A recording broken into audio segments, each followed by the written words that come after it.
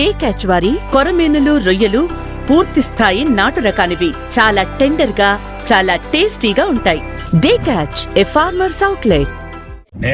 నాకెందుకులే అని నా సినిమాలు నేను చేసుకుంటున్నా.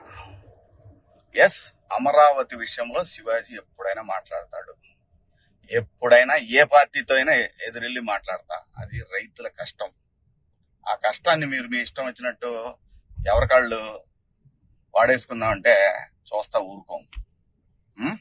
ఏంటి, నేను ఈ సినిమా రిలీజ్ ముందు ఇచ్చిన ఇంటర్వ్యూ మీ అందరికి చాలా ఇబ్బందిగా అనిపించింది కదా. నేను ఎప్పుడైనా మాడతా గురు, ఎవడికి భయపడను. మీలాగా ఆడెవడో ఇచ్చే పేటిఎం డబ్బుల కోసం నా బతుకు నడిస్తే చాలులే అని అనుకుని పోయే రకాన్ని కాదు నేను. అలాగైతే మీ అందరూ తెలుసోలేదో, నేనే ఒక వ్యవస్థను ఏర్పాటు చేయగలిగినోడిని నేను కాదు. ఈ బతుకిచ్చింది మనకి జనం. అది నాకైనా రాజకీయ నాయకులకైనా. మధ్యలో పేటిఎం గాళ్ళు ఉన్నారు చూసారా మీరు. మీ అందరూ ఈ సినిమాని ఆపగలరేమో, మీరు శివాజీని ఆపలేరుగా. ఏంటి, సినిమాని ఎలా ఆపగలరు మీరు?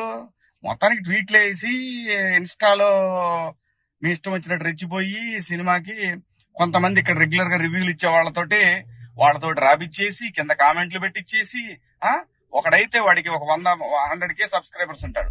సినిమా రిలీజ్ కూడా కాల. ఆశ్చర్యపోయాను నేను. ఏంటి ఏదో తేడా కొడుతుంది అనుకున్నా. అయినా నేను కంప్లైంట్ ఇద్దాం అనుకున్నా. అయినా వద్దు పిల్లనాళ్ళు బాధపడ్డాను. కానీ రే, పేటిఎం బ్యాచ్ నన్ను తగులుకుందాం అనుకుంటే మీ ఓడికే ప్రమాదం. గుర్తుపెట్టుకోండి. నేను జనం కోసం బతికే మనిషిని, జనం డబ్బుల కోసం బతికే మనిషిని కాదు. వద్దు గురు, నా జోలి వద్దు. జగన్ గారు, నేను మళ్ళీ చెప్తున్నా, నాకు రాజకీయాలు వద్దు. నాకు కావాల్సింది, నేను అమరావతి రైతుల కోసం నిలబడ్డాను, జనం కోసం నిలబడతా. అది ఏ పార్టీ అయినా, అది మీరైనా ఇంకో పార్టీ అని ఎవరైనా సరే, ఎదురొస్తే జనానికి ఎదురొస్తే మాత్రం నేను నిలబడతా. కానీ నేను మాట్లాడుకుందా ఇంక నుంచి.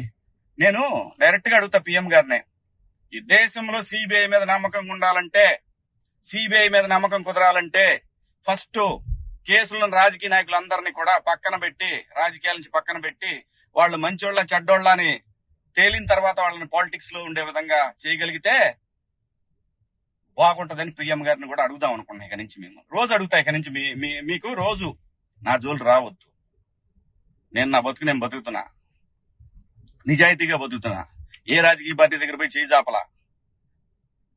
మీరంటే భయపడతామా? ఏం చేస్తారు రాబాయ్? మీ గవర్నమెంట్ ఉన్నప్పుడే ఏం చేయలేకపోయారు. నన్ను ఎందుకు చేయలేకపోయారు తెలుసా? పైన నేచర్ ఒకటి ఉంది రాబాయ్. రప్ప ఇవన్నీ బాగుంటాయి వీడియోల్లోనూ వాటిలో చూసుకోవటానికిను ఎగేసుకొని మనం భుజాన రేపేదో జరుగుద్ది అనిపించుకుంటే. మనందరికంటే ప్రకృతి గొప్పది రాబాయ్, గుర్తుపెట్టుకోండి. అయినా వ్యవస్థ గురించి ఆలోచించాలి కానీ ఎవడో ఒకడు డబ్బు సంపాదించుకుందాం జనం మీద అని వాడి కోసం వాడిచ్చే 1000 రూపాయలు, 4000, 10,000, 20,000, 1,00,000, 2 లక్షల రూపాయల కోసం ఎంతమంది భావితరాల భవిష్యత్తు ఆడుకుంటారా మీరంతా? బుద్ధుందంటారా మీకేమన్నా? మనందరం ఏమి లేకుండా ఇంత దూరం వచ్చాం కదా. మాట్లాడుకుందారా బాయ్, రేపు నుంచి మాట్లాడదాం మీ నాయకుడి గురించి, మీ పేటిఎం బ్యాచ్ గురించి. ఇంకా ఉన్నారు తీస్తా. ఇప్పుడు దాకా సైలెంట్ గా ఉన్నా నేను. మీరు నా బతుకు దాకా వచ్చారు చూసారా. ఒక్కొక్కటి చూద్దాం, మాట్లాడుకుందాం రా బాయ్.